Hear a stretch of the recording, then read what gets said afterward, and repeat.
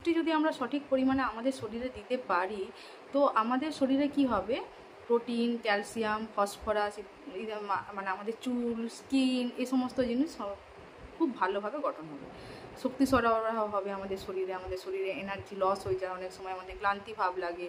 হ্যাঁ, আমাদের শরীরে তখন আমরা বলি যে আমাদের খাওয়া দাওয়া হচ্ছে না ভালো করে, হয়তো কিন্তু আমরা খাচ্ছি, কিন্তু আমরা সঠিক খাবার খেতে পারছি না, পুষ্টি সমৃদ্ধ খাবার খেতে পারছি না। আমাদের রোগ প্রতিরোধ ক্ষমতা এখন মানুষের দিন দিন কমে যাচ্ছে, রোগ প্রতিরোধ ক্ষমতা, আমরা অসুস্থ হয়ে পড়ছি অল্পে। আর এখন তো শুধু অল্পেই, এখন প্রায়ই এখন বর্ষাকাল যেহেতু, সেহেতু আমাদের ইমিউনিটি পাওয়ারও কমে যাচ্ছে। তো পুষ্টি সমৃদ্ধ খাবার আমাদেরকে খেতে হবে। আমাদের হরমোনাল ডিসব্যালেন্স হয়, বিশেষ করে মেয়েদের এই ক্ষেত্রে হয়। তো আমাদেরকে কি করতে হবে, হ্যাঁ, আর অনেক সময় কি হয়, আমাদের বাচ্চাদেরও দেখবেন যে পুষ্টির ঘাটতি হচ্ছে কিনা, হ্যাঁ, তো সেগুলো আমরা একটু খেয়াল রাখবো।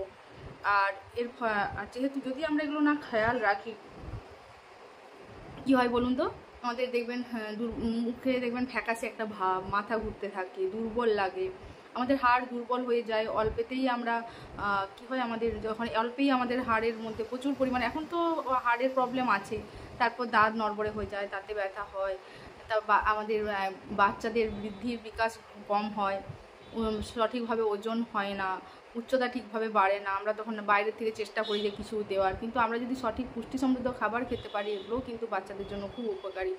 আর বিশেষ করে মেয়েদের জন্য হচ্ছে কি, চুল পড়া এবং ত্বকের সমস্যা থেকে দূর হওয়া, এগুলো কিন্তু পুষ্টি সমৃদ্ধ খাবার খেলেই আমাদের পক্ষে সম্ভব। সুতরাং আমরা রোগ নিরাময়ের কারণের জন্য চারিদিকে না ছুটে, আমরা যদি সঠিকভাবে খাবার গ্রহণ করি, তো আমরা আমাদের রোগ নিজেরাই নির্মূল করতে পারবো আর সুস্থ থাকবো। ধন্যবাদ।